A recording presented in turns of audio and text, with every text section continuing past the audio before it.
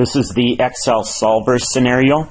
If you cannot get Excel Solver to load on your computer, make sure you go to Citrix to get it, because Solver is an integral part of being able to do this scenario. So we enter our name at the top. We're going to use the Solver notation in this scenario. Previously, we used Excel to solve formulas when we knew all the values except one.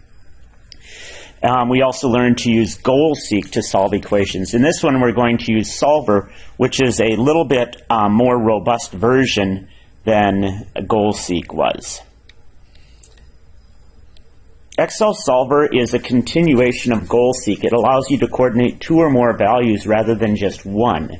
So we're going to click on the Data tab and then get the Solver. If you do not have Solver on your computer at this time, you need to go to Options, and at the Add-ins, and at the bottom it says Manage Excel Add-ins, and we want to have Solver add-in, and then you click on that. If your computer does not allow add-ins, please use Citrix, and you see that up here. But you will know if you have Solver if you have the Data tab and it says Solver at the top. All right, so let's keep going here. We're going to enter the X and Y coefficients and the constant values in the green cells and the right side of the equation in the yellow cells in the matrix. Okay, so in this case we have 7x plus 8y is negative 34 type. So I'm just going to copy that from there and put it into, put that value into the cell reference. I'm going to do the same thing for the second one. Copy that and put that into the cell reference.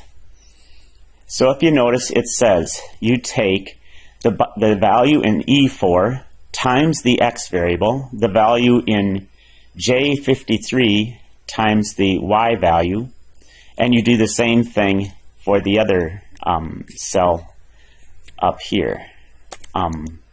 You take the X times the X variable, the Y times the Y variable, and that's what you have for the cell reference. Open the Solver by pressing the Data Solver tab, clear the set objective, it is, highlight the by changing variables, and let's go to changing the variables, which are right here. And then it says subject to the constraints. Now we need to add some constraints, and the constraints that we have are the cell reference is these two spots, and we want them to be equal to the constraints, which are the yellow boxes. So purple boxes go in the cell reference, yellow boxes go in the constraints. So what it's saying is it wants you to make the purple cells equal to the yellow cells by changing the red cells. And then when we click Solve, it says it found a solution. Whoa, we must not have done something right because it's a whole number. Oh, this is supposed to be positive 8. Okay, so let's fill in the cells here. And that should be positive 8. And the yellow cells in the matrix, so that's 34 and 15. Then it says enter the formulas in the cell reference. The cell reference, it says click here to see what you should have entered in the first cell reference row. So it's that value. I'm just going to copy it and put it into the cell reference row. And then I'm going to copy the other one and put it into the second cell reference row.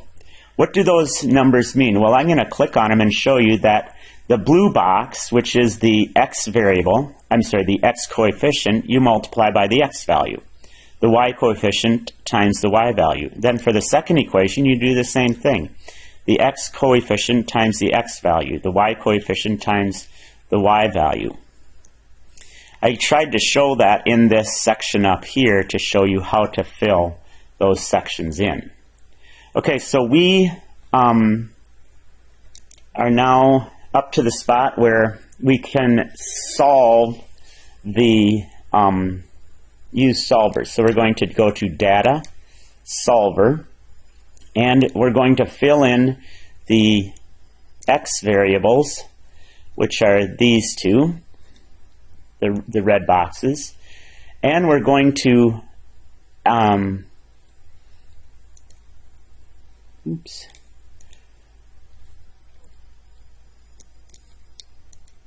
we're going to add a constraint where the cell references are the purple boxes, and we're going to have them equal to the constraints, the yellow boxes.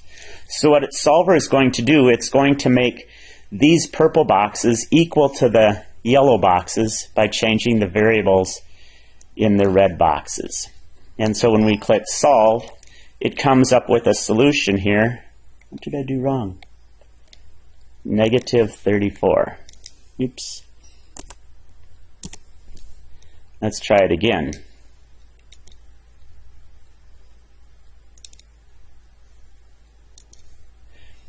Okay, let's see what we get when we Data, Solver, Solve. Okay, and this time it gave us the right values, and so we can fill those values in down here.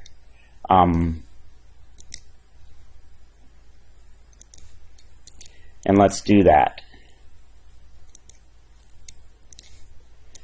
So this value and this value I put in. All right, so if you notice, we got 15 of the 45 points for this first section. Let's keep going, and let's get these next values filled in.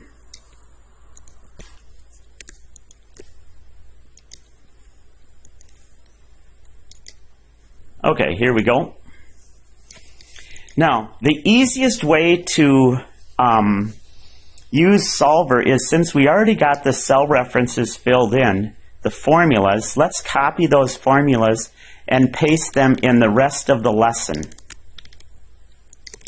because then we won't have to retype them. That's the hardest part of the lesson, is retyping those formulas.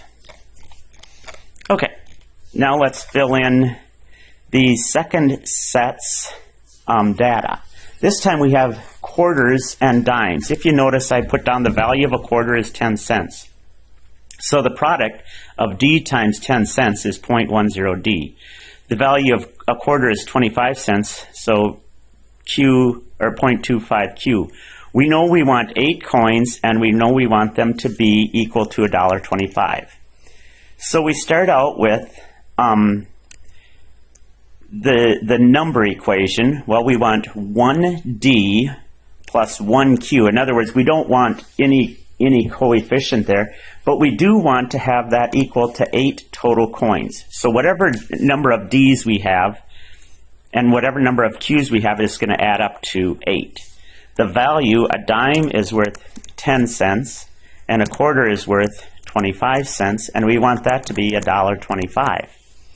Now, when we run our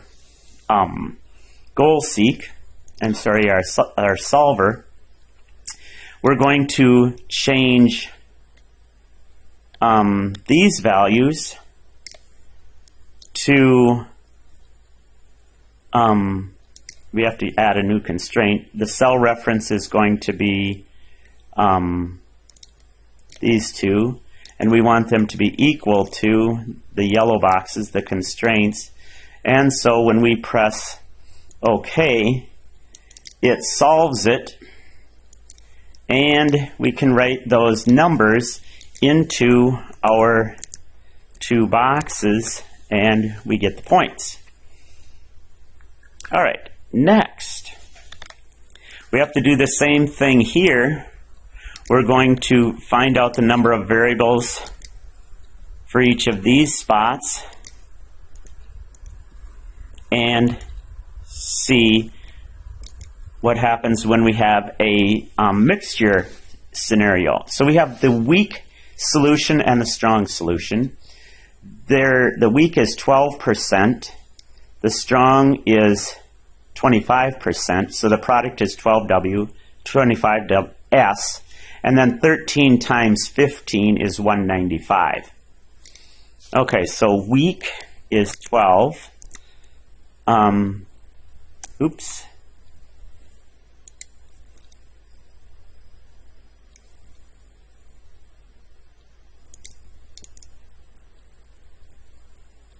I'm sorry, it's 1 weak plus 1 strong adds up to 13 liters.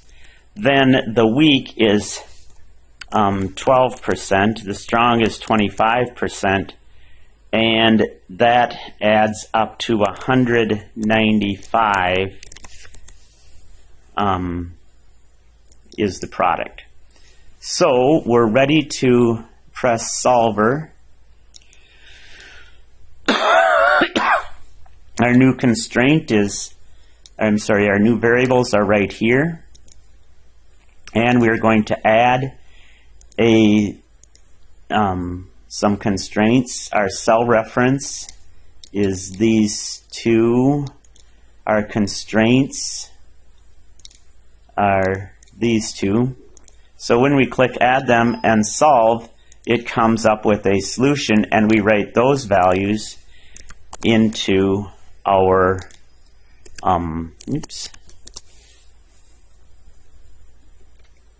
into our blocks, and we see that we now have all 45 of the points from this section. Let's go to the next one. Meng sells lawnmowers and lawn tractors at his store. The lawnmowers take up 5 square feet and have a cost of $300 and a profit of $100. The tractors take up 10 square feet and have a cost of $1,200 and a profit of $300.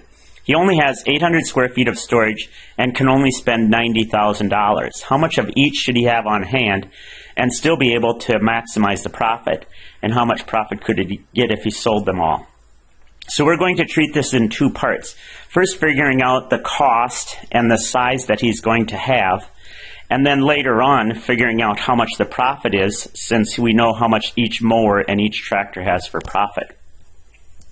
Okay, so what we need to do first is to fill in the values from our equation, and it says that a mower costs $300 and a tractor costs $1,200. A mower takes up 5 square feet, a tractor takes up 10 square feet. Now, we can only spend $90,000, and we only have 800 square feet of space in our storage room.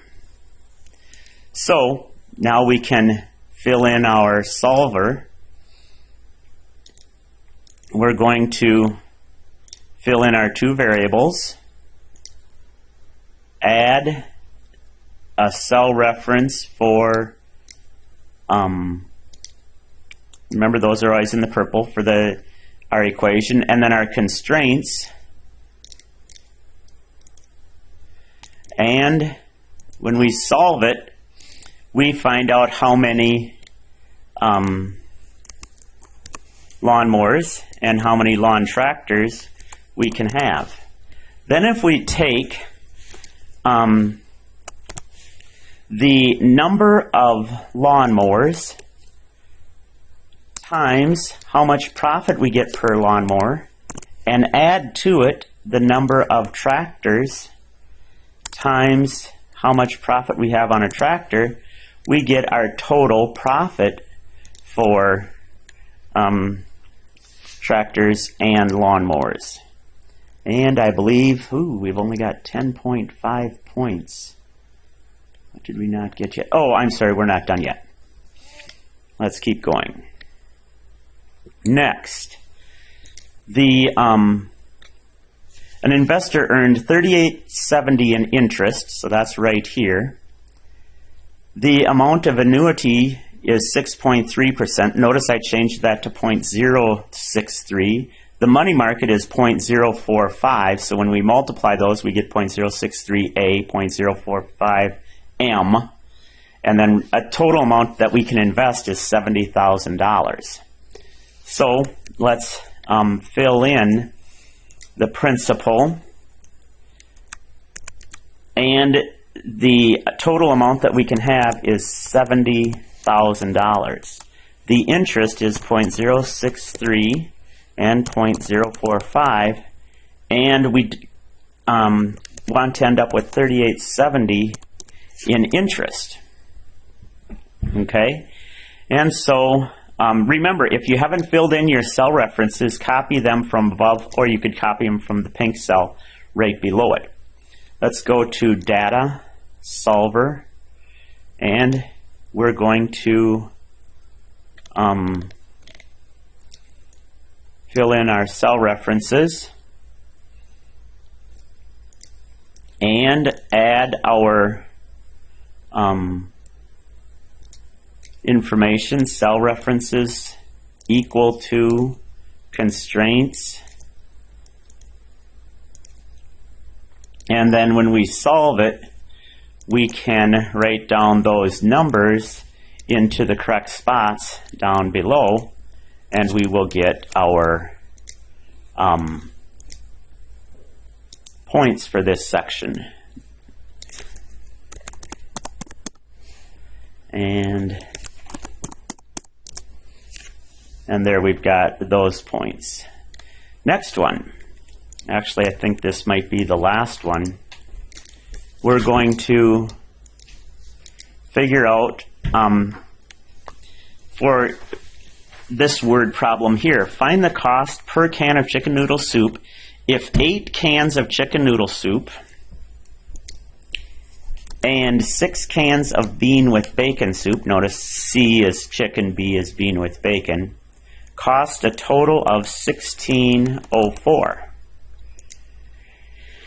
And 3 cans of bean with bacon and 10 cans of chicken noodle cost $14.92.